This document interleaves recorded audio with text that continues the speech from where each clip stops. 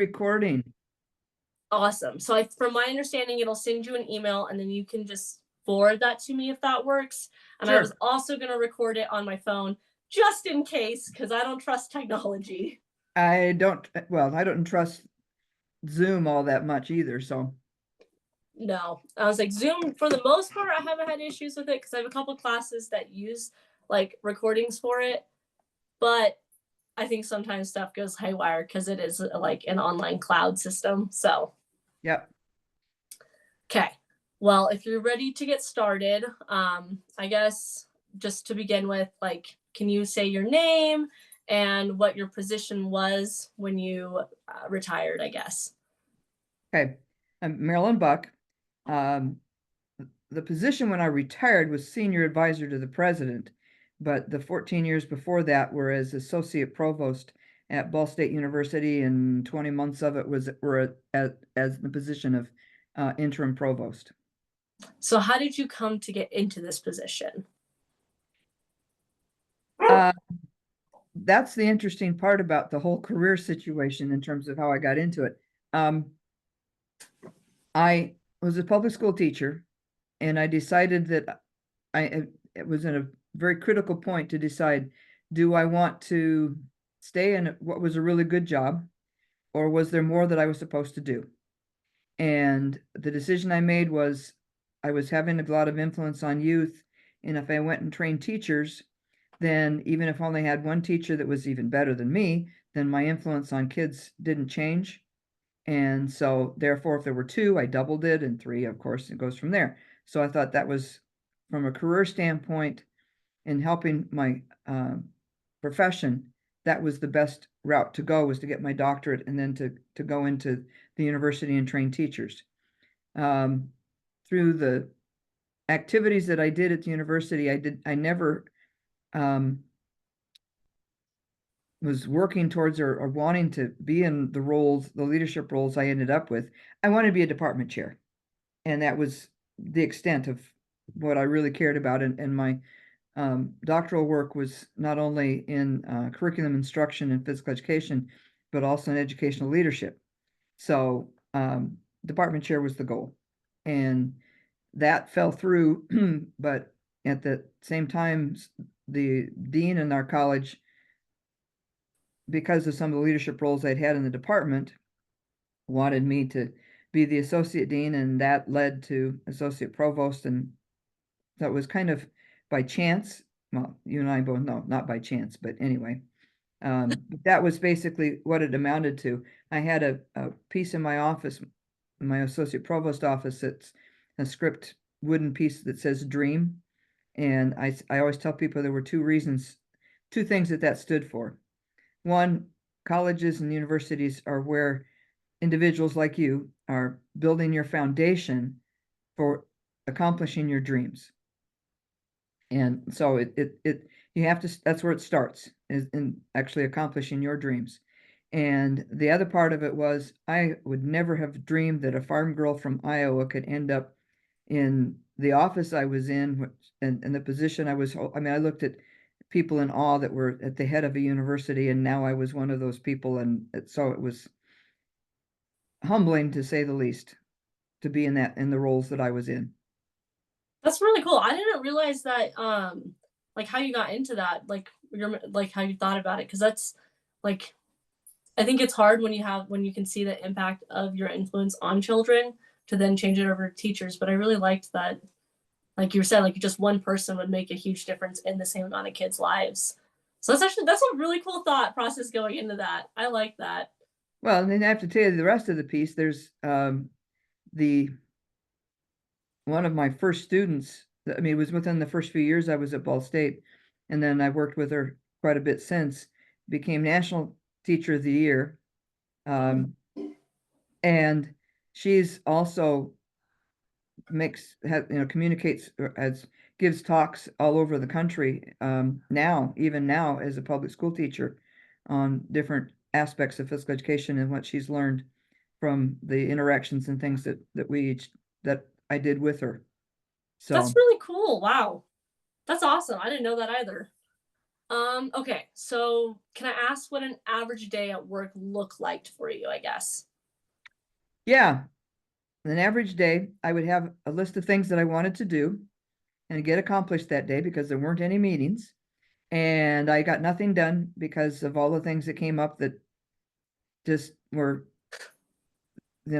changes and things with there. And getting into your communication idea, the president's office would call and say, or she'd actually call me and say, I need such and such done. And I tell my two secretaries, I'd go out and say, okay, forget everything you were doing. Here's what we need to do. And here's what each of you need to do for us to be able to accomplish what the president just asked us to do. Because it generally needed to be done by the end of the day, and sometimes we only had an hour or two to get it done. So we just all hands on deck and responded to whatever it was that the president needed. And it typically fit into some communications of some sort to somebody. That Okay, so going off of that then, so I assume when you're saying that like stuff that you did for the provost was like kind of written things that she needed done. Um Yeah, and this is the university for the president who would call president, me. yes. So it wasn't, I mean, the provost would call me too, but he usually would say, the president wants you to, needs me to do this. So Relay the my information. job, a lot of my job as associate provost was to make the provost look good. Okay. You think I about it. mean, yeah. Okay. So the president, it could be a variety of things. Some of it would be to get information that she needed to take to the State House when she was talking with legislators, and others, and the governor or other people in terms of data. One of the Probably the thing that she would send me more often than not was a complaint she had received from somebody, and she wanted there needed to be a response, a letter sent, and it might have Okay. been from the president and provost, and I was to write it and to put it together for her. And let me give you a prime example when you're talking about communication issues of how important, and this was not unusual for me to be doing, because if there were complaints, it was usually me who took care of it. The president, even just recently, she's retired now and from Ball State, but I saw her not too many months ago, but she often would tell me, she said, you were much more diplomatic in the way you wrote things than I would have been had I done them myself. So she appreciated this. But here was one example. We really wanted students to go up the chain of command. So you go to the professor, and then you go to department chair, and then if you're not happy, you go to the dean, and then you move on up from there in Mm-hmm. terms of complaints. So there's one particular example that I use a lot to go over this. Got a complaint. They had gone through, because I sent them to the dean if they haven't been there, but they had gone to the dean, gone to the department chair and the dean, and then had now gone to the president. And so it came to me because I did all of those. And then the I was a 2-page letter, and there were all like 4 or 5 major things that there were complaints about. Mm-hmm. So the way I would always do it is, one, I would communicate with the dean just to make sure and see what's going on. But then I basically investigated every one of those points.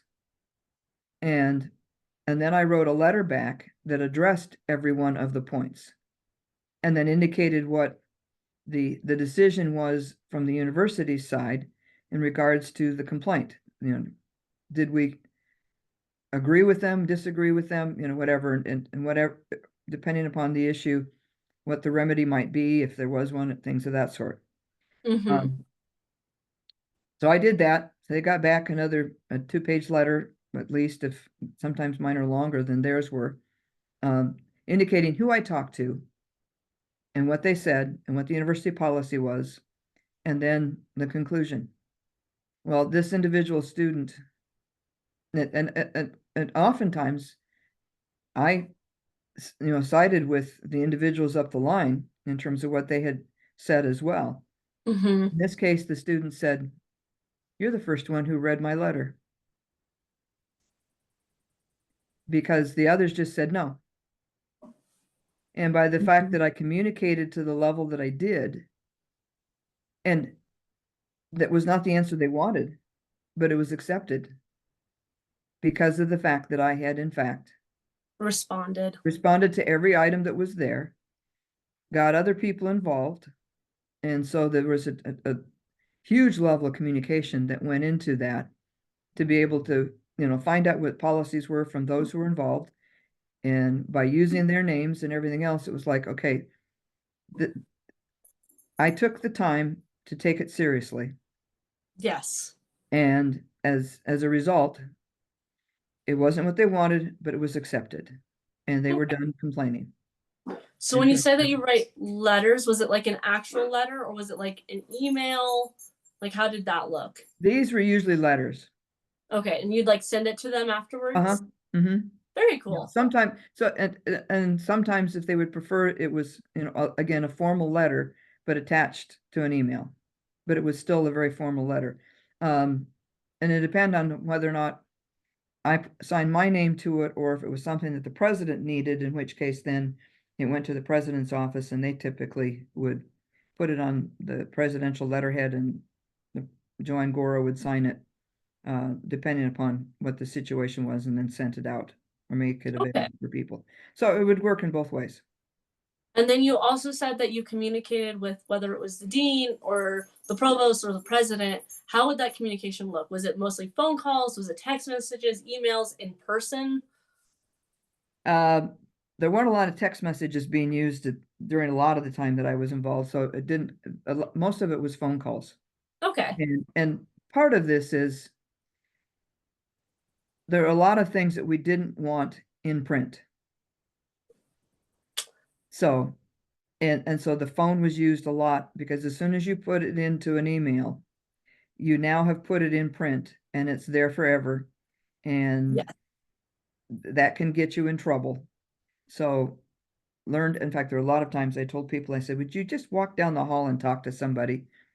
Stop sending emails back and forth when you don't know what the tone is about, and if you saw the person, the tone that you think it's saying, the words are saying to you is not what the person's meant at all. And let's just go talk and resolve it and be done. And so Mhm. that was, so we'd have the conversation, I would work through things and then put what was appropriate into, on paper, but there was never anything that really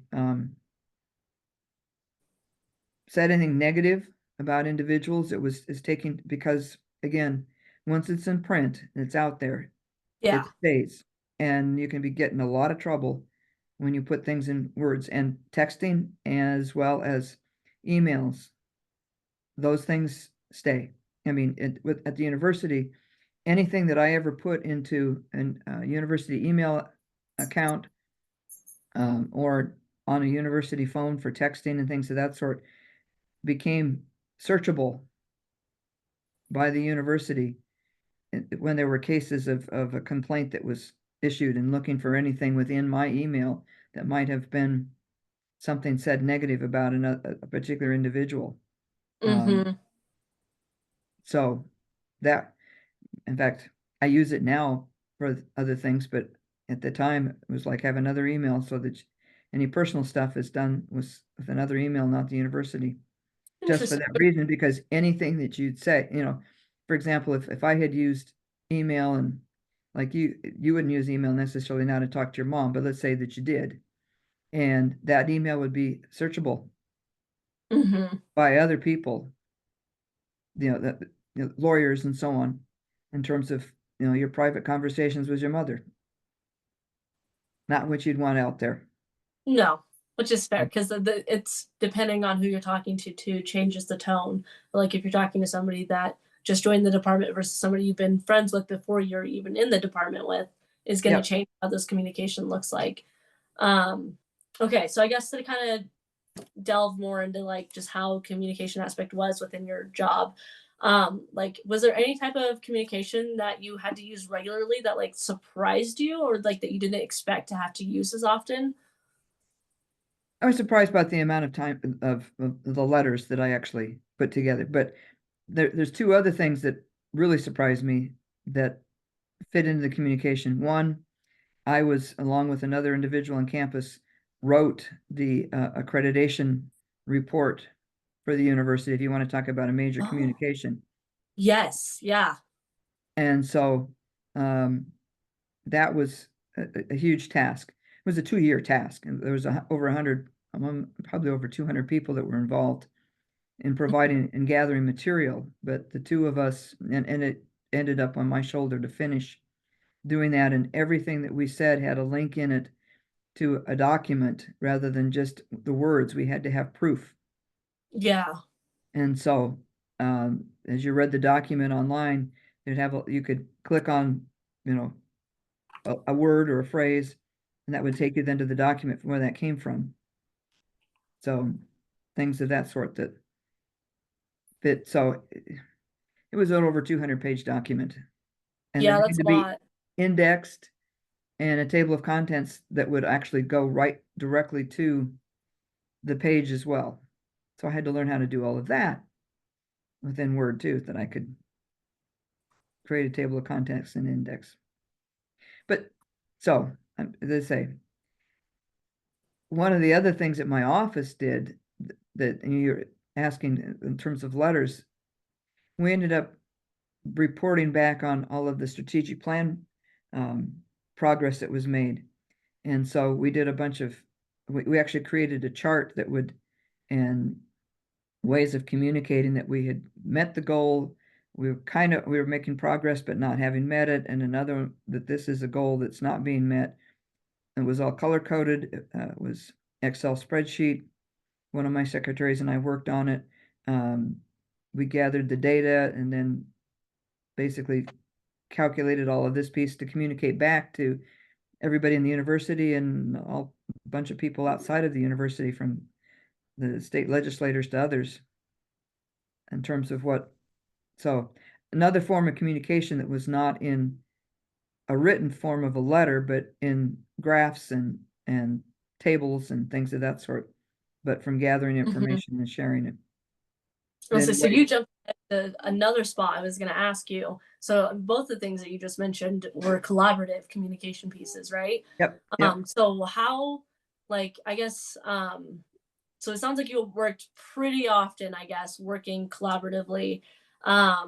Like, did you like working collaboratively? Was it what you expected, or was it a bit different? Because I guess we do some collaborative writing in like college, but like, would that have prepared you for what you're doing in the workplace? I guess. I think to a certain extent it might have. I mean, obviously I did college projects as well that were collaborative, which I always hated. Um, Exactly. That's why I'm wondering, like, how does that change when you're in the workplace? Because most people don't like the school collaborative projects. the thing, for example, with the accreditation report, we all understood how important that was. I mean, Hmm.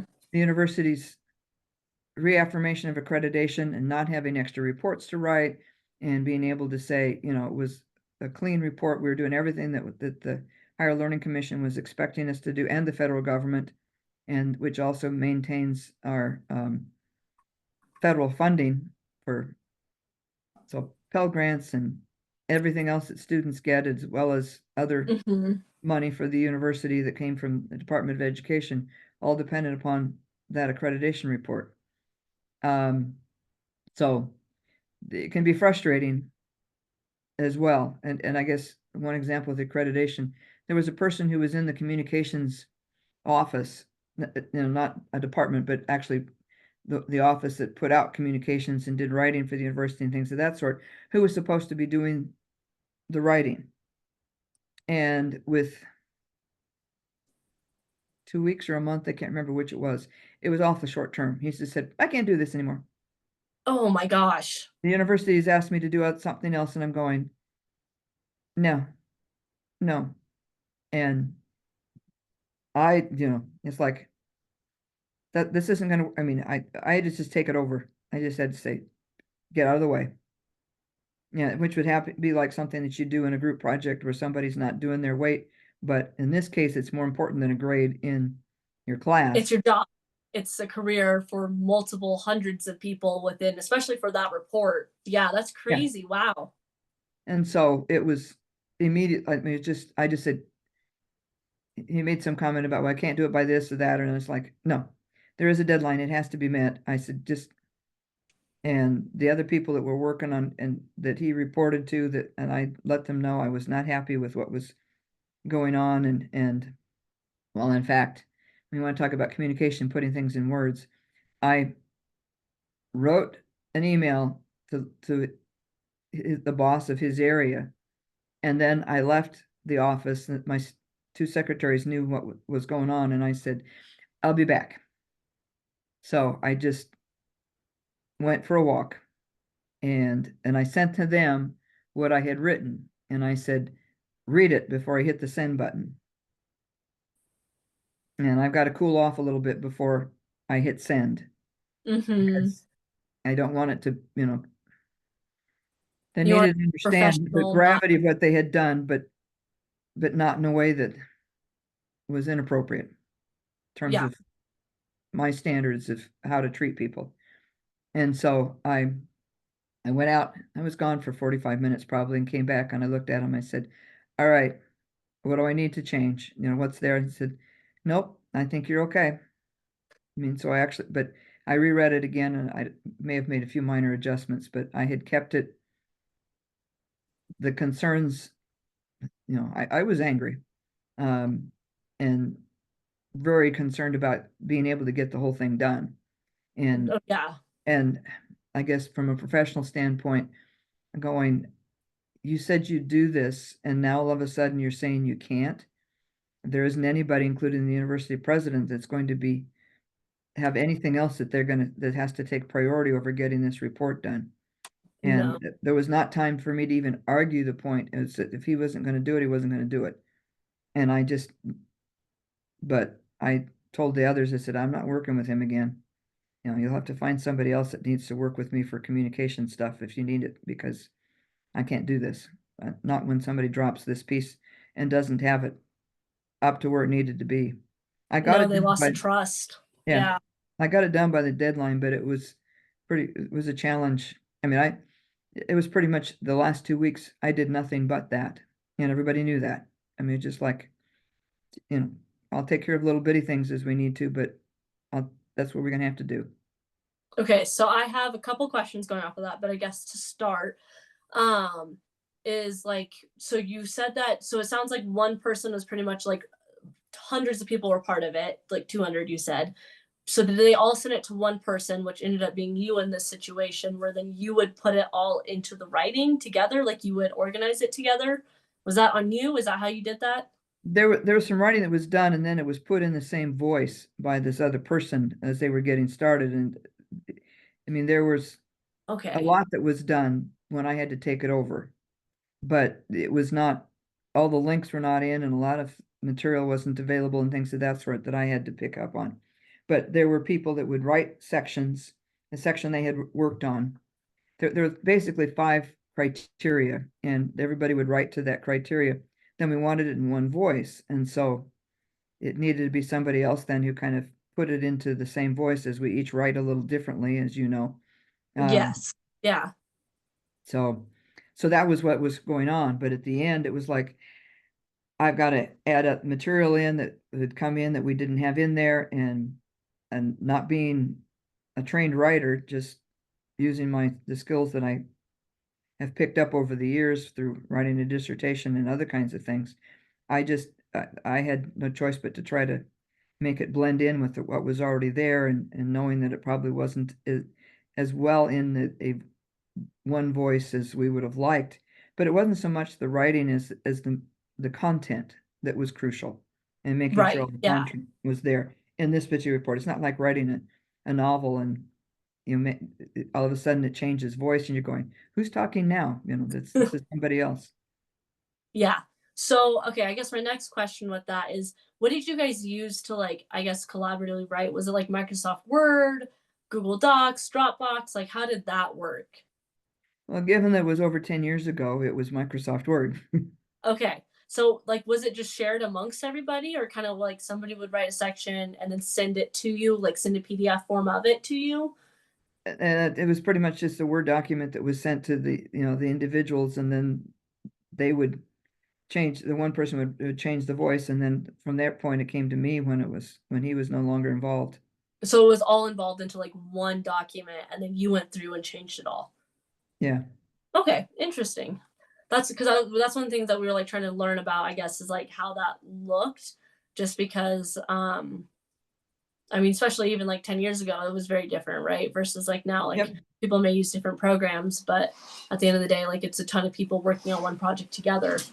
Um, so I guess, I mean, I kind of feel like I know what your answer is on this, but I guess just to like hear it from you, like, do you think that communicate, like, do you attribute communication skills, whether that is orally, written, just how you learn to work within your field, um, made one of the largest differences in like progressing in your career? Oh, without it, I didn't get there at all.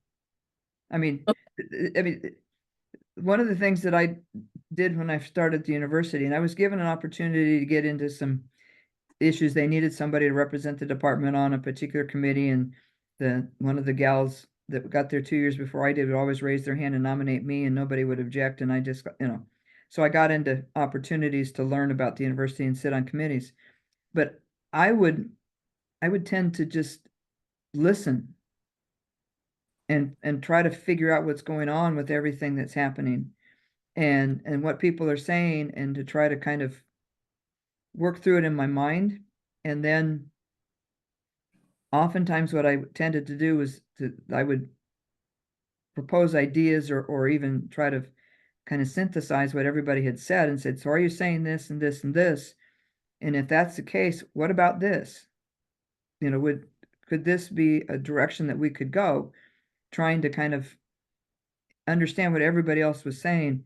So to the point where individuals, it's kind of I became one of those folks that once she said something, we needed to stop and listen, because it was going to help us all pull together what was going on around us in the conversation. I didn't talk just for the sake of talking. I had an important Mhm. message to give. And I was around a lot of university leaders, and that process, that way of doing things, actually got me where, to where I ended up, as for part of the time, second in charge of of a large university. So, um, versus another person, for example, and I mean, for example, there was something that we did in the department and training teachers, and I'm going, why are we doing this? This doesn't make any sense. But I didn't question it. The first year I just did it because it was what they were doing. And at the end of that first year, it's like, I get it now. I know why you do it this way. And let's see what we can do to make it even better with this process, but I'm not eliminating it. Another person came in, they didn't last more than 2 or 3 years at the university, said, well, this is the way we need to do it, and just went in to change it, and didn't wait that period of time to figure out and to learn kind of the culture and the reasons for doing things, but just came in with the attitude they were going to change it because they knew it was best and what was right. So you just kind of went into different situations, soaked up information, and Hmm. then if you felt like there was something that needed to change, once you felt you understood the entire thing, that's when you would communicate that. If it could be changed, it could also be just, if we're all looking for not necessarily something changing, but a solution to a particular problem that was being raised. I tried to pull together and synthesize everything that everybody said, and going, it sounds like what we're saying is this. Am I, in other words, let's get to the point. Let's quit circling around the outer edges, but I think this is what everybody seems to be saying. Does everybody agree? So you took the role in communicating kind of as the leadership of the group, which kind of then I guess put you in the position, like helped you move up to where you're at, where you were to Yeah. be a Yeah, I mean, really big leader. That makes sense. That's really cool. so I wasn't so much the leader in those groups as I became the leader in the groups because people didn't want to do it and I was willing to put in the time. But that was when I got the respect that I did across campus, was just because I did listen and I tried to make some sense with what everybody was saying, and to And you try were to willing pull, to communicate when others weren't. Okay, that's yeah, really cool. Yeah, dang. I mean, it makes sense in a university that communication would be a really big. I don't know why it's giving thumbs up right now. I didn't even. I don't know. Anyway, but it's just like in a university situation where I think the organization is so complex that you have to have really good communication within each department and then overhead. It like I could see it being a huge deal to actually progressing in the career is to be able to communicate efficiently. Well, and I mean, almost everything I did required communications. I mean, one of the other areas of my job not only were student complaints, but if a student had an academic issue, we became the final, I mean, I was in charge of putting hearings together, to decide the future of that student. Are they going to continue to stay, that there was academic integrity more than anything else, and what were we going to do? And so all of that is, putting all the materials together and getting them out to the committee and working with the committee and guiding a committee that the knee-jerk response is kick them out. They would not belong here at the university with what they did. And I was pleased that by the time I got done in that role and then had to move into the provost role, that the committee started to look at it from a different standpoint. They looked at, and you'll appreciate this from the church's standpoint of things. And I was not preaching gospel at all, but I asked them, we had a piece that says, here's what we do, and what happens if they do this, or this type of thing. I said, but we need to stop and think about what's also best for the student. And kicking them out might be the best thing for them, versus working with them to try to help them, because maybe they just didn't understand. There are a lot of different ways to look at it, but look at what's going to help that student to grow the most in terms of our decision, rather than a knee-jerk piece. One was a pretty dramatic situation. The young man had lied about a lot of things and told stories that weren't true, and it was all figured out. And I mean, it was obvious that he was making some stuff up, and about knowing somebody and writing about something that he hadn't written about. He was in the architecture field, landscape architecture in particular. Which is a big deal at Ball State. Yeah. And, everybody's just going, we just got to kick this guy out. And when he realized that the potential was he wasn't going to be able to continue in the landscape architecture field, in the conversation before we got to our deliberations, I became very concerned about his psyche at that point. And so we got done with all the hearing, and we were going to start deliberating. And I asked the committee, I said, we're going to take a 15 to 20-minute break, at which time I actually walked the student to our psychological services department, because I was that concerned with his state of mind at that point in time. And then so dropped him off in good hands there. So I knew he wouldn't do anything that Drastic. drastic in the terms of whatever that could have been. But I did not like where and he went willingly with me, so it was not like I was forcing him in any way to do it. And came back and we discussed it, and the department chair really was not happy with me with the end result that we came up with. But the end result was that the end of each month she was to meet with him and discuss his progress, and to kind of see where he was going, and to work with him rather than just kicking him out. And if after a certain period of time he needed to be removed from the program, then fine. But to give him a chance to prove himself to be. And she says, why do you not like me? Why are you making me do this? And so on and so forth. Well, within 3 or 4 months, and she was reporting back to me each month, and in 3 or 4 months, she said, thank you for what you did. He's going to turn out to be one of our best students. It's amazing to see the turnaround in terms of what he's doing and who he is.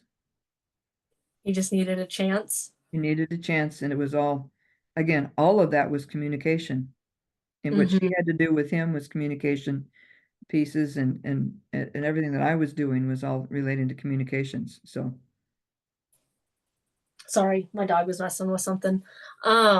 Yeah. And so I guess a part of what I'm getting from this is that like you would say, it's equally as important to communicate with the people above you and on the same level as you, but just if you're doing something that will affect other people, make sure that you involve everybody in that communication, is what you're saying. Like, because Yeah. I know, like you were saying, it sounded like originally they don't really involve the communication with that individual beyond like, this is what you did.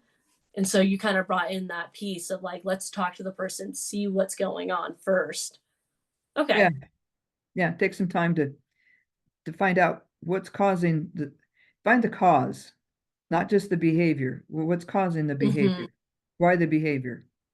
And communicating and trying to get them to communicate that in a way that we can do something about it, um, becomes an important piece too. Yeah. Okay. Okay. So can I ask, I guess, more of a personal question? Sure. Um, like when it came to communication, do you feel like, and especially because, I mean, yes, this was only 10 years ago, but even then, I think there's been changes. Did you feel that you had to communicate differently than, like, say, your male peers in the same area or the same positions? Um,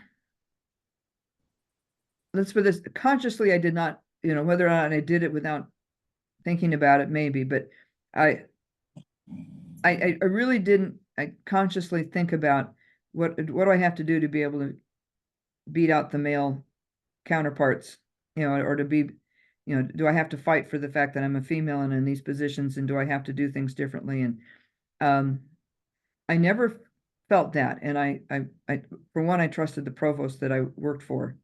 That was not his way of dealing with things either.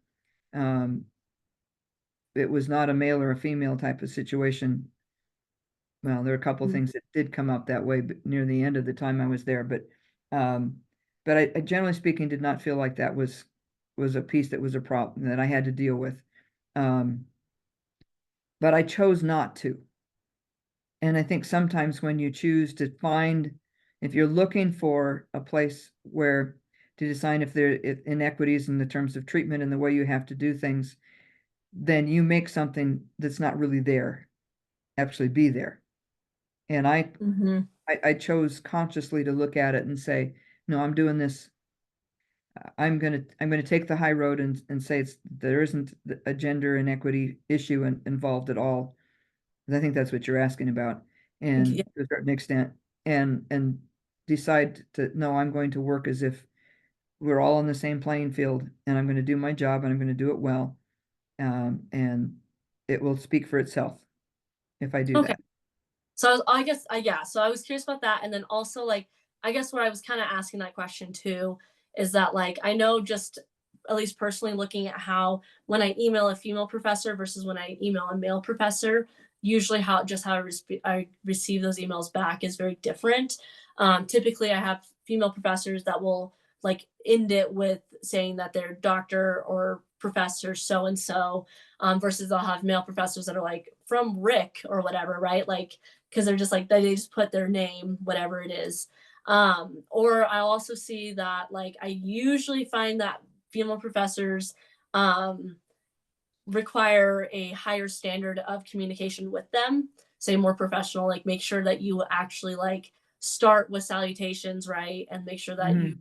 have a good point within Yeah. it. Don't just immediately be like, hey, I'm not gonna be in class today, see you next week, right? It's saying like, hey, like, good morning to blank. Like, I hope, like that kind of regard. And so I guess I was asking also in that way, like, did you feel like you communicated differently? And if that was a gender thing or more just um, I guess a position requirement, I don't know. Um, and maybe one of the reasons why I didn't feel a lot of that was I team taught one class with a male department member, and um, we worked together really, really well. And I don't think they would have seen any difference. I mean, we would interact. One would play the devil's advocate sometimes with our discussions, and we knew what each other was going to do, and we both had the same requirements. We expected to be called from the students by our titles, not by our name, our first names or anything of that sort. That was just the rules of the class and the way things worked. Hmm. And so, um, and about half of my load was always that particular class. It had a Saturday morning component to it and all kinds of stuff that was involved. So it was it was one of the last class before student teaching, that, and that level we expected, so that they also realized that when they got into the public schools, that they weren't to be called by their first names either, that it was a sign of respect to use, and that was coming from both of us, from me and from my male counterpart. So Okay. And then I guess just to like kind of wrap it up, how like well do you think that your like formal education experiences, and like I know that there was kind of I think there was a gap between your doctorate from when you originally graduated from with your undergrad, yeah. but like how do you feel that those different schooling education opportunities like influenced how influenced how prepared you were to be an effective communicator in your positions? Oh yeah, when the doctorate, especially, is with all the writing that was involved, and all the opportunities that I was given during that program. Um, but I also had to write a dissertation. I had to write a thesis, master's thesis too. So there was some extra, research and communication things that had to be done in that regard. I learned a lot in my master's degree with my professor there in terms of how to write, and some of the papers and things that I wrote for him. Um, so yeah, I mean, all of those pieces were critical, given the fact that I had to do so much writing, and you'll appreciate this, that there were, because I'm sure you've experienced the same thing, that there were reports that, I mean, papers that I wrote, and I went back and looked at them and going, I didn't write this. Those aren't my words. Where did those words come from? Yes. And so, I mean, there's an advantage to that, and to having, knowing that you've got the guidance of the Spirit to kind of help you in that and what you're doing. So, Do you feel that there were any gaps from your education that kind of like missed a key component of communication? Because like I'm sure that you didn't like in college, for example, like really focus on like writing letters of like to respond to complaints. And so I guess like were there any gaps that you felt like were kind of missed that you had to learn or figure out on the fly while in your job? well, I did, because there was, I mean, there were some examples of, I mean, the president, the very first thing she asked for, sent me an example of something that, needed to be something like this. And so I was like, okay. And, and there was one of the things that, and she was a perfectionist if there ever was one, and demanded high quality. I mean, really high quality. There was one piece that I had sent that was going to the state very early on when I was in the office, and I missed a couple of typos in it, and she could be known to be kind of yelling mean at people and yell at people, and she just said, anything that comes out of your office, and therefore her office, said, has to be perfect. And not that I wouldn't try to do that, but we got back, it became even more important. And I told my staff, I said, I'm responsible for whatever comes out of here, whether you wrote it or I wrote it or whatever. I'm ultimately responsible. And so everything got, unfortunately, I had learned, part of my dissertation work and so on. I've always been somebody who doesn't read fast. I'm a very slow reader, but I read every word. And so I will catch typos and things that somebody who's just reading fast, and getting the concept of what's there rather than word for word, makes a difference. And I'm sure a lot of that helped out a lot with what I did with my writing too, that every word mattered, and made a difference in terms of the complete communication, what was there, whether or not it's being stated in a way that's gives the tone that I want, as well as the outcome. It need to have the right tone too. Mm-hmm. So you mentioned that when you first got in, she sent you an example of what she was looking for. What Yeah. was that? Like, was it for like a memo? Was it like, what was that for It specifically? was a letter. I mean, I was supposed to do, it was a yearly report that went to the State Department, and and so I was to do the next year's, and so it was the previous year's report. And so it was a matter of adjust it to whatever the data supplies for this one that we need to do for that. So do you like, would you say that if while you were in school, for example, if there had been some type of writing class that was focused around like, or that at least had a topic in it that was focused around like professional letter communication, because it sounds like you did a lot of professional letter writing. Like, would that have helped you, prepared you more for what you were doing? Well, it would have, but I wouldn't have done it because I wasn't going to go, because I wasn't headed there. Fair enough. Yeah. I mean, in my doctorate, maybe, but not even everybody in the doctorate does the things that I did. That you're not preparing for that type of piece. I Right. think some of it is the preparation was there so that I was qualified when the opportunity came available to move into it, rather Mhm. than the fact that, I mean, had I been seeking the positions that I ended up in, then maybe I would have sought out, and I knew enough about the job to know what it was involved with. I would have Mhm. sought it out. And that's one route to get there. The other route is that you take advantage of what's there and you learn as much as you can along the way, and take everything that you've learned and then can, if you've got the skills that you're given, in this case, given, um, and then you develop them even more, becomes uh, helped me to keep a job for 14 years that, in that area, in that level, that Mhm. without those kinds of skills I wouldn't have had, I wouldn't have been able to do. Okay. Well, is there anything else that you'd like to add about your communication practices that was like that you did in your last job? One Anything? piece we haven't even gotten to, Okay. and I'll make it quick in terms of, because I know you need to get going, Oh no, but it's fine. We're good on time, I promise. okay. Um, I also worked with the state on a lot of initiatives that involved higher education, Mm-hmm. and they were wanting to go a direction that we as a university didn't really want to go. And so we found a happy place, and Purdue and Indiana University were the three of us were kind of working together to try to get things, rather than the state saying, no, we're going to do this, and we're going to do that, and we're going, So I volunteered to be on the writing committees, groups, to write the standards that came out of that then went forward from the state level.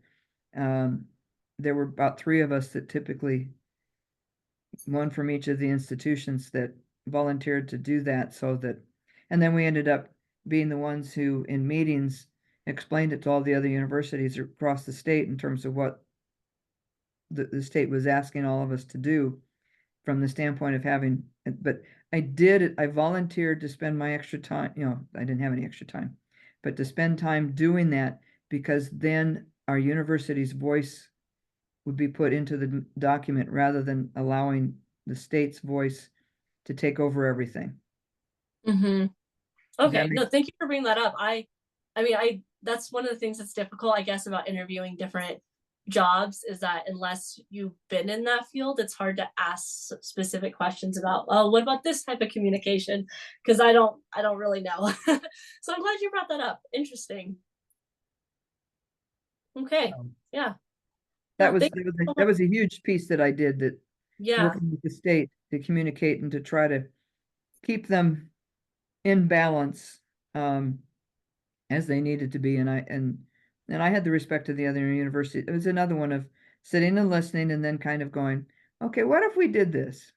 I mean, Hmm. that particular skill really came in handy there as well, because again, there are a lot of people who there are two ways to do things. You can communicate where you talk out loud until you come up with, even forming your own ideas in your mind by Yeah. talking out loud in a group setting, versus listening to everybody else and within your mind quietly coming up with something and then sharing it, which gets back to where we kind of started the conversation.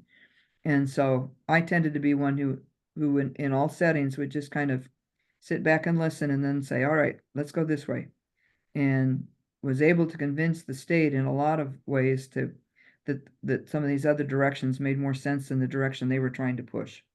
Yeah. So you're saying that these are meetings, right? Mhm. So is that how most of the work went down? Is that it would just be in a group meeting, or would it be like over Zoom? I don't think Yeah, so. they were group meetings. They were group Okay. meetings basically, and it was before COVID, so it was. I mean, retired just before COVID hit, so didn't get into all of doing it otherwise. But I would go down to Indianapolis, at least once a month, if not a couple of times a month, for Mm-hmm. various meetings. But they were wanting to legislate certain things that you will have a transfer policy with Ivy Tech. You will accept all of their credits and so on and so forth. And things I mean, that was one of the big pieces we were working on. And so, okay, but let's put it in a way that we're not going to fight against it because you've already said we're absolutely going to do this. And by fight, there were some who did fight against it and it didn't go well. Mm-hmm. And it was a matter of saying, all right, how can we take what they're going to require, but kind of smooth out the rough edges a bit to make it workable so that we can feel good about it? And again, Yeah. that so, and some of that was oral communications, and others of it was, they needed essentially guideline things written for the stuff that was happening. And that was where I would volunteer and say, I'll help write it. And there are two or three others that would say, I'll help write it. Most of that we did by phone conversation, just having sometimes a conference call type of thing or whatever to kind of write out. And one person would put it on the paper and we'd then send it out to everybody and review it and then get back and make some So that was changes. done between you and then the other universities, like, Yep, and okay. So that yeah, because I didn't even think about that piece of communication, is that of having to go more, because it is a state institution, which means yep, that other schools are also in the same boat as you. Interesting. Okay. So it was done over phone call, and then you guys would have a collaborative piece of work to submit to the yep, state for your guys' side of the situation. yep. Very cool. That's awesome. Thank you so much for bringing that up. I really appreciate it. And That's thank what I you. said when you asked the question, going, there's an awful lot of directions I can go with this, Joan. Yeah, that's actually a huge piece. And I told, like, again, like I said, it's something that it's hard to know, I feel like, unless I know more about that field or like area. And so I'm really glad you brought that up, because that is like, that is a huge piece of communication, and one that's not even just within your job, it's across the state, because it does all influence everyone. So that's really cool. Well, thank you so much for the interview. If You're you'd like, welcome. you can stop recording and then we can chit chat if you'd like. I just want to make sure it's not all on the same. I have to figure out where that record button is, but let's see. It's on the bottom, and it's a circle that looks like Target's symbol. I'm not seeing it. Let's look at my more. Oh, stop recording. There we go.